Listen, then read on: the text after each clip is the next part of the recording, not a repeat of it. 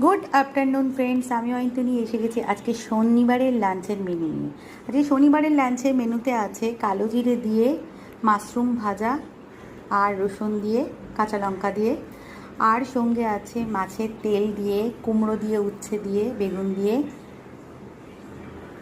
মাছের তেল পটকা ভাজা, আর এখানে আছে হচ্ছে লইটা মাছের ঝুড়ো, আর এখানে আছে তেলাপিয়া মাছ পটল আলু দিয়ে গামাখা গামাখা একটা ঝোল।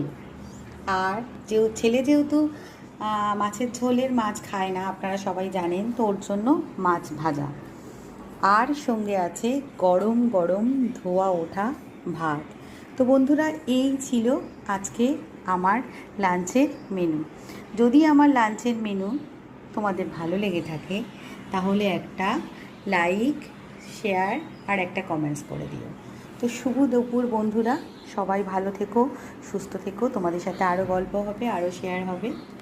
তো রাখছি বন্ধুরা, সবাই ভালো থেকো।